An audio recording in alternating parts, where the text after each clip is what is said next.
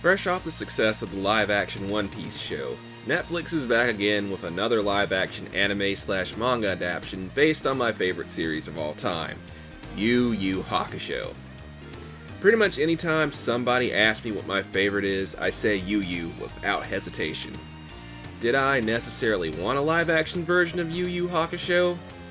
Not really, but I didn't want one for One Piece either. It ended up being a good time thanks to Oda's involvement and the passion of the cast and crew, but Yu Hakusho doesn't have the involvement of the original author, so that's a bit of a concern. They also seem to be cramming in a lot of stuff way past what the first season should cover. I think I saw Sensui's demon portal in the trailer, but I'm not certain. Anyway, that's not why we're here. Just like in my previous One Piece video, we're going to talk about all the games we got over here in the West when Yu Hakusho started airing on Toonami. Today we'll look at 3 games that we got in the US based on the show, starting off with Yu Hakusho Spirit Detective on GBA. Ladies and gentlemen, I present to you Yu Hakusho Spirit Detective. Not quite what you were expecting, huh? Despite appearances, Spirit Detective is an action RPG, like Legacy of Goku, but with way less polish. You go around as the main cast and punch dudes on your way to your objective, where you proceed to punch more dudes, gaining XP along the way. You are guided to objectives via the compass on the screen. You follow that compass to the objective to complete the level, rinse, and repeat. The game covers the first few story arcs in the show, follows the plot beat for beat with some wild exceptions that I'll explain as we go on. So, the game starts with Yusuke dying. On the way to becoming street pizza, he beats up Kuwabara and then gets run over. Okay, so they cut the part out where he goes to school and talks to Keiko. She's a major supporting character and Yusuke's eventual girlfriend. But it would be crazy of them to hit every single plot point, so I imagine they'll have her in a cutscene here or there. So, boom, you get whisked away to Spirit World, where you meet Botan, Koenma, and fight a random monster within the span of a minute. Not what I expected, but whatever. You then play the next section as a Yusuke-possessed Kuwabara, trying to find Keiko and tell her to prevent your body from being cremated. So you run, and punch, and find Keiko. The Kuwabara train continues when Asshole Teacher of the Year, Mr. Akashi, does his whole "pass this test or your friend's family will starve" bit. But the test in the game is running around getting enough of your homework to get a high enough percentage to pass the test. And just like in the show, you aren't allowed to fight any enemies that roll up on you. After that, it should be straight to Yusuke's revival, but instead you're playing as Keiko. Okay, so let me get this straight. She wasn't important enough to have a relationship with Yusuke established in the game, but she's important enough to have her own fucking gameplay section? Whatever, you're playing as Keiko trying to save Yusuke from his burning house, which seems normal until you get stuck in the first room. Obviously, you can't walk through the fire, so what do? If your answer was using a switch inside his house to control the fire, then congrats! You weren't held back by knowledge of the source material, because these switches existing make no fucking sense. You suffer through that, and then you get to play as Yusuke again. First, you take on Sakamoto and Chiaki, and then from there, you are dealing with the artifacts of darkness. Hiei, Kurama, and Goki steal some treasures from Spirit World, and Yusuke must track them down. But first, he must go around town to find his detective items, which are hidden in dumpsters and other random shit. Why this couldn't be a tutorial section with Botan is beyond me. So, you get the items and track down Goki. Goki was a durable demon in the show, and Yusuke had to defeat him using his smarts and spirit gun. Or, in the case of this game, just punching the shit out of him. Next, you meet Kurama and do his cutscene where he vows to return the favor. And lastly, you deal with Hiei, where you chase him across town to his warehouse, where he becomes a shoot-'em-up boss. Of course, Keiko is never shown, and Kurama doesn't show up for the assist. You solve the case! Yay! It sounds fine on paper and it looks alright in motion, but this is one of those cases where you just don't know how a game is until you play it. I know I harped on a lot about how they took some weird liberties with the source material. Legacy of Goku had some filler ass shit going on too, but it still had the events of the show replicated alongside it. And I could overlook all that if the game played better. Movement is a huge problem.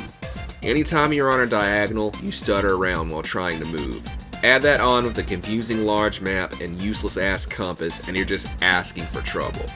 Combat sucks too. The hit detection and the hit boxes are all over the place. Either you face fuck your opponent or you miss every single attack you throw out. God help you if you decide not to fight anyone. The enemies will chase you down, and if enough of them follow you, the game starts to lag. There's more stuff ahead. During Genkai's tournament, you can play the Jonkin, punching bag, and karaoke games just like in the show. But other than that, you've seen what this game is, and it's not a fun time. That's all I got for Spirit Detective. I have one more GBA game for this video, and it's Yu Hakusho Tournament Tactics. Probably the most interesting thing about Tournament Tactics is the fact that it's a licensed tactical RPG and not an action or fighting game. You take turns moving your characters on a grid, and you use strategy and tactics to beat the opposing force as easily as possible. You know, like Fire Emblem or Final Fantasy Tactics. Unfortunately, unlike either of those games, there isn't an interesting hook here that'll make it engaging to play. This means that there's no job system or weapon triangle to be seen here. Perhaps the only interesting few things it's got going on for it is the attack damage being higher based on where you are when you attack your opponent. Like, if you attack an opponent from behind or the side, it'll do more damage than front-facing ones. The other interesting thing is the overdrive moves, which is a gauge that fills up as you land hits on the enemy. When the gauge fills, you can release an amped up version of your regular attack called an overdrive attack. This game picks up where the first game ends in the Dark Tournament saga. You play the tutorial as Yusuke during his second round of training with Genkai. From there, you fight on the boat all the way to Hanging Neck Island. This is where the game starts to take liberties with the plot to add in more gameplay. Yusuke never fights on the boat. The other members of Team Urameshi fight instead, which you don't even get your full team at the start. Kuwabara shows up after the boat, and Masked Fighter Genkai shows up in the level after that. I assume you get Hiei and Kurama by the time you get to the hotel, but I wouldn't know because I quit before I got to that part. I think I played the same level again by mistake, so I went to the main menu to quit out, and that's when I found out that none of my stuff autosaved, and I was not about to play that shit all over again. It doesn't matter anyway, because there isn't anything else going on in this game other than what I showed you. It's a basic ass tactical RPG that's got some Yu Hakusho paint on it and nothing more.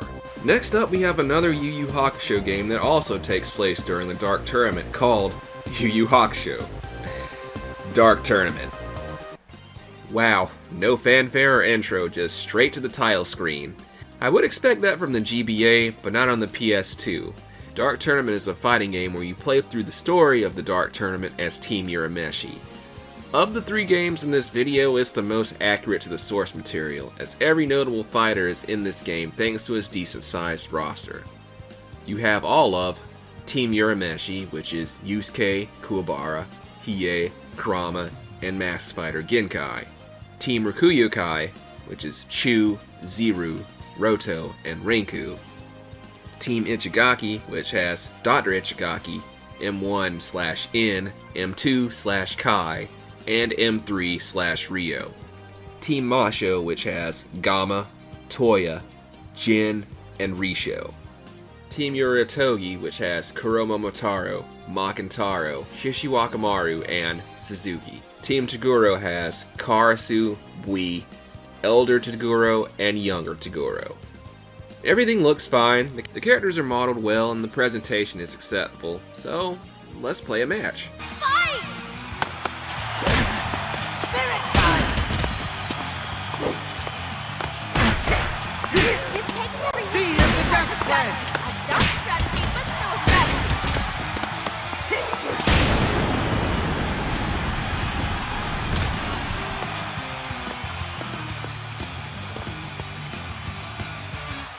Did that look rough? Because, let me tell you boss, you have no fucking idea. Dark Tournament fucks up in two major ways. The first is controls. Square, triangle, circle are for your attacks. Block is X, and while I prefer to block by holding back on the control stick/D-pad, I can deal with it. Shoulder buttons are for special moves, and to duck and jump, you have to press down or up on the analog stick and then press the X button. What the fuck? Why it gotta be like this though? The shitty controls ruin this game. Fighting is so awkward that you spend more time fighting the controls than your opponent. Which is a shame too, because they put interesting gimmicks in the story mode. What makes the Dark Tournament the most popular part of Yu Hakusho and the greatest tournament arc in anime is the fact that each round has its own bullshit. Either part of the team is unable to fight, or shit that happens outside the ring interferes with the matches inside the ring. Not to mention the random stipulations in the fights themselves. You can fight Chu in a knife-edge deathmatch as Yusuke in a rock-paper-scissors style minigame. Hiei's arm is useless after his fight with Ziru, with it either being disabled or causing him damage anytime it's used for that section of the game. Yusuke, Kuwabara, and Genkai fight M1, 2, and 3 in a 3-on-3 tag battle. Kurama can't use spirit energy against Toya after his fight with Gamma. There's little stuff in there that shows they went the extra mile, but it all gets ruined by the damn controls. Anyway, you continue through the story, beat Team Toguro, and now you have the option of running through a version of the story mode of extra chapters called Dark Tournament Plus. Oh shit, I almost forgot about the second major fuck up of this game. The tokens. At the end of each match, you win a random token to be put in one of 3 decks. To play the token game, you go to the token mode on the menu. Okay, look at the tutorial. Welcome to the first tutorial. I can skip at any time. Main board, fan area, fan tokens, contains number of fans, combat area. Okay, those represent those represent that.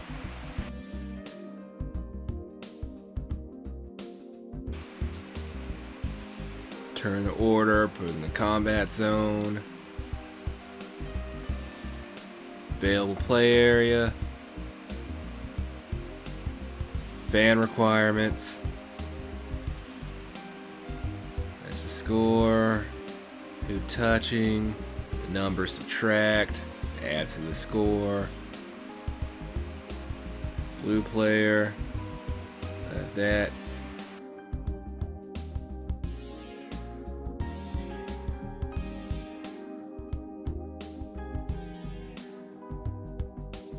That's the end of the first tutorial. There are more rules that'll be added later. See you then! That hardly makes sense, so let's look at the manual and see if it can give us any insights. The token game can be played by using your collection of tokens earned during the fighting game. The goal of the game is to score as many spirit energy points as possible by engaging your tokens into battles. You do this by placing tokens into the hexagonal combat zone, ringed with fans. Fans are blocks of spectators that support one of 2 characters being played. The fans determine if a player's token be placed adjacent to them. During the game, a running score is displayed at the top of the screen until the last token is placed, thus ending the game. The winner gets to pick one of the tokens in his opponent's deck that he played and add it to his own deck. There are over 150 different tokens that can be won. On the token, you have these spots. Fan requirement indicates the number of friendly fans required to play the token. Spirit energy indicates the number of points that will be awarded. An attack from the opponent's token will modify this amount of spirit energy. Attack indicates the number of points that will affect the spirit energy of adjacent tokens. Ability icons. These indicate the special abilities found on tokens. Swap. The token with this ability swaps the contents of the tokens to adjacent spaces. The swapping occurs only once, at the moment you place the token on the board. Berserk. A token with this ability will attack every adjacent token, even friendly ones. This is a permanent effect. Projectiles. A token with this ability will attack the token across the board instead of the adjacent one. This is a permanent effect. Jump. A token with this ability will jump in the space across the board. The content of that space is thus swapped into the token's initial space. The jump occurs only once, at the moment you place the token on the board. Rules. The token game was designed to gradually introduce you to the rules. Start learning the basic rules in the token game tutorial. Have fun. I can't because no matter what I play, it sucks. To be fair, they do add in the rules later, but that's besides the point. So, you have a fighting game with cool ideas but horrible controls, and a mini game that can be arsed to explain its rules properly and is boring to play. Which leads us back to the extra chapters in Dark Tournament Plus. I'll give you a few seconds to guess what those extra chapters are about.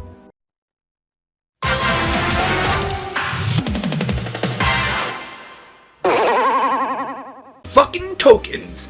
Woo! They make no sense in the context of the story either. Hiei and Kuwabara play tokens while they wait for the boat. Zero and Rinku challenge Team Urameshi to a token game before their match. Sakyo's last gambit gets turned into a token game. It's dumb. The only cool thing about the game is the ending. They made a new animated sequence just for this garbage. I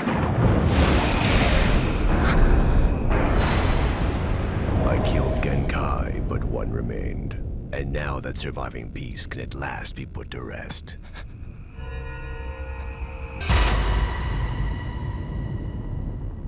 It was the only way it could end.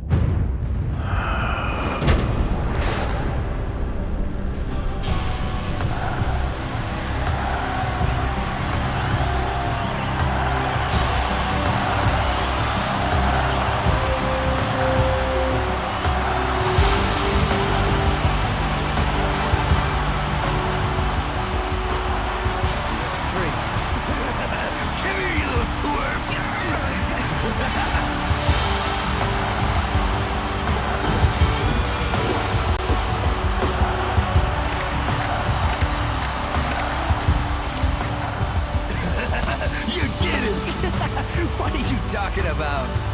We all did it. I couldn't have beaten Tagoro or the rest of them without your help. There, I showed it to you. Now you have no excuse to play this shit at all. That's Dark Tournament. Man, the only serviceable game in this video is Tournament Tactics, and that's the definition of mid. So, I'm gonna break my rules here and bring in one more bonus game.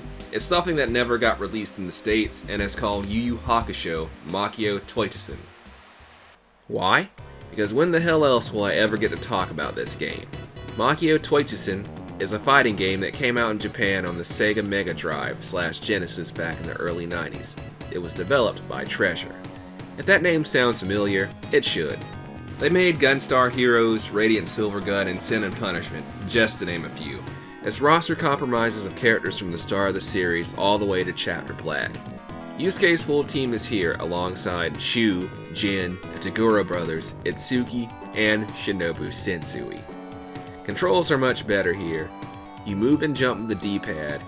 You have a weak attack, a strong attack, and a block button. Special moves are done with the traditional inputs like quarter circle forward and charge motions.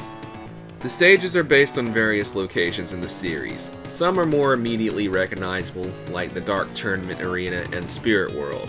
Others are random, like the Bamboo Forest or the Demon Forest. These stages are larger than they look because you can fight in the foreground and the background of the stage. Now would be the time to introduce you to the game's biggest gimmick. It's a 4-player fighting game. Now, I know what you're thinking. Is this the first multiplayer fighting game ever made? And to that I say, maybe? There was a Kunio game that came out in the Famicom in 1990. It had a 4-player fighting mode in it, but it also had other 4-player games in it too, so I guess it counts? The modes here are what you would expect. Arcade, Versus, Tournament, and Practice modes are all here. It's a solid package and easily the best game in this video. Treasure would later build upon this formula with 2 Bleach games in the DS some years later. The Blade of Fate and Dark Souls are definitely worth checking out. But if you do, be sure to check out the OG while you're at it. Okay, that's much better. It sucks that I had to pull a game that was outside the theme of the video. You know, regardless of if that Netflix show is hot garbage or not, it'll get people talking about Yu Hakusho in the mainstream for a bit.